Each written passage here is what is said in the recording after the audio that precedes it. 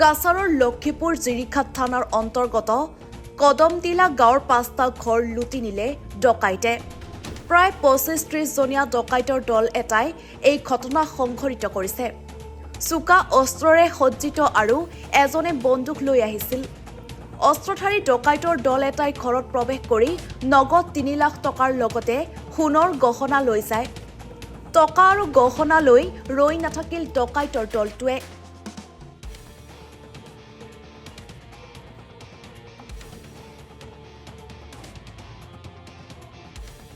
ডকাইতৰ দলটোৱে ঘৰটোত থকা মাটিৰ ডিট আৰু অন্যান্য গুৰুত্বপূৰ্ণ নথিপত্ৰ সংগ্ৰহ কৰি জ্বলাই দিয়ে। কদমটিলাত প্ৰায় এঘণ্টা ধৰি ৫টা ঘৰ লুটপাট কৰাৰ লগতে ঘৰটোত থকা লোকসকলক মাৰপিট কৰে।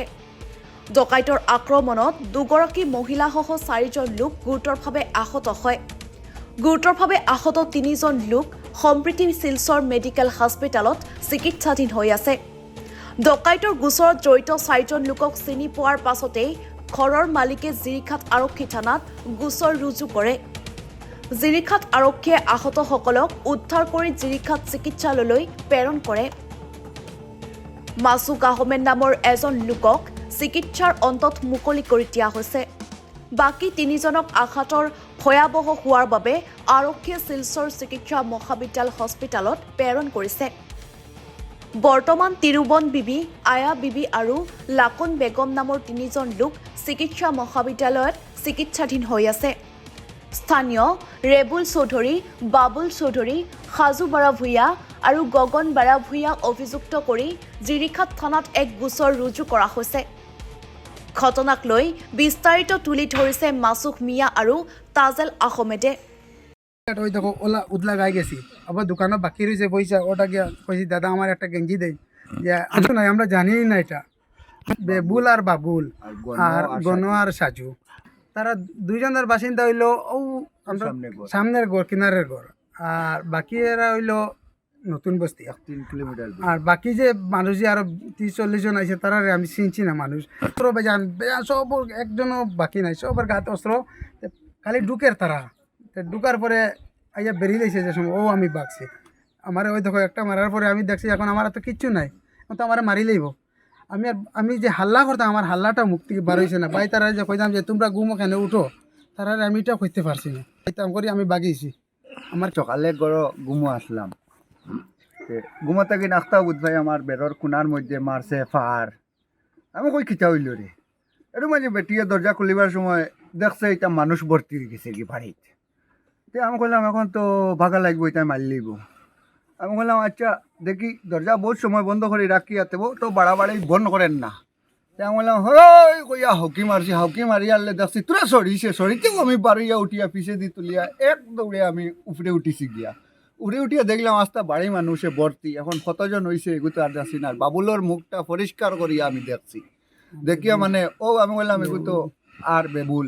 আমি বললাম এখন মারিলি বইটা যাই গিয়া ও আমি পরে ও ইন্দু টাকা পয়সা তো তার ঘরে এখন ঢুকিয়া এখন কতটা কিতা করছে করে এটা তো আমি আর কইতে পারি না। আমি আপনার বাসাত আমার বাসাত আমার 20-30 হাজার হইব আমার ঘরও আসলো, ওটার নিচে আর আমার বাচ্চা 5-6টা ডকুমেন্ট সব জ্বালাইছি, আমার বউর ভোটার আইডি, আমার ভোটার আইডি, প্যান কার্ড, আধার কার্ড, কোনো জিনিস আর কি ডকুমেন্ট আর রাখছে না, জমিনের কাগজপত্র রাখছে না, আমরা সারা জ্বালাই লিছে।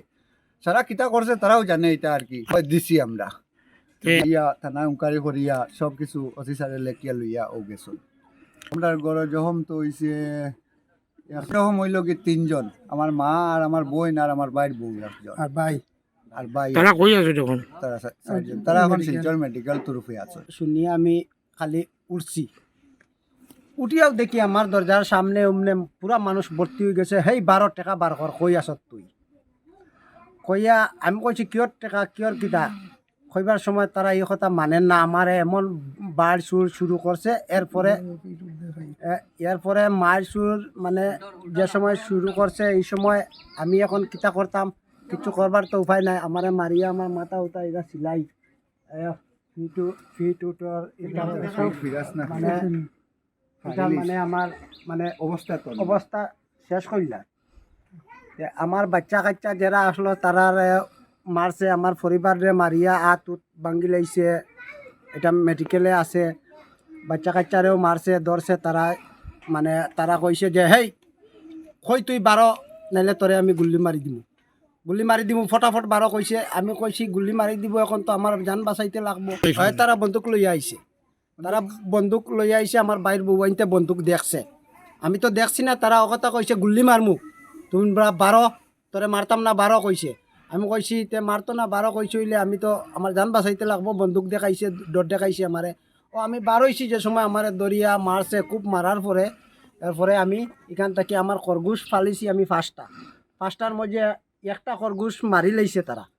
খরগোশটা আনি দেউরে আমার মা, বাইর আমার পরিবার, আমার বোন, তারারে সবরে মারছে। মারার পরে আমি ঘর তাকিয়া কিতা করম, এখন মায়ের খাওয়ার থেকে আমিও পরে ওদিকে গিয়া দৌড়াইয়া আমি বাগিয়া আমার জান বাঁচাইছি। এরপরে গড় আমরা টানা সুবিধা করিয়া টানা লইয়া আইছি। আইয়া দেখছি আমরা ঘর কোনো একটা ডকুমেন্ট শব্দে নাই। সব ডকুমেন্ট তারা ও টিল্লার উপরে নিয়া জ্বালাইয়া চিতরাইয়া আমার ঘরের কলসি বলছি সব নিয়া ফালাইয়া তারা এমনে ফালাইয়া চিতরাইয়া জ্বালাইয়া। শত্রুতা তারার লগে নাই, তারার লগে আমরা কোনো শত্রুতা নাই। তারা জিরিবাম থাকি মানুষ হায়ার করিয়া লইয়া আইয়া তারা এই সব করছে। কতজন মানুষ আসলো? 25-30 জন হইব। তারার কিতা পুরনো কিতা কাপড় আসলো? পুরানো সব খালা ড্রেস, সব সম্পূর্ণ খালা ড্রেস, মুখ বান্ধা। আর আর্মির ড্রেস একটা ছেলের, আর একটা ছেলের সৈন্য ড্রেস আছে। চিত্রা ড্রেস, আর্মির ড্রেস লাগাই আর মুখ বান্ধা তার। যেমনে দেখছি হেওলা তাওয়াইছি, আমি এক দৌড় দিছি। যেমনে বন্দুক তাওয়াইছি বাবুলোর হাতও দেখছি, না বাবুলোর হাতও। বাবুলে হে ওলা বাটি বন্দুক যেমনে তাওয়াইছি তো আমার বউও দেখছে।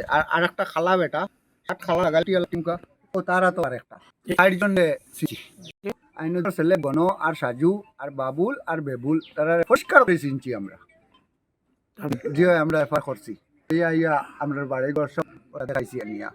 আমরা যে সাইয়ার আমরা এসপি আমরা জিরিঘাট থানা জিও লইয়া মহাশয় এসপি মহাশয়ের কাছে আমরা অনুরোধ করছি যে আমরা কেস করছি বা থানাত এফআইআর লেখে দিছি হিসাবে তারা রাত্রে আমরা আবার নিয়ে আটক করে, ওটা আমরা আপনার কাছে জোর করিয়া অনুরোধ করিয়া যারটা জিও করিয়া শাস্তিটা আমরা মানে করিয়া দেখ বালা গিয়ে আমরা তার কাছে লইয়া আমরা যাতে যেটা বালা হয় জিনিসটা করিয়া বালা দিন। গুলছন আহমেদৰ ৰিপৰ্ট, এনিভাৰো 24।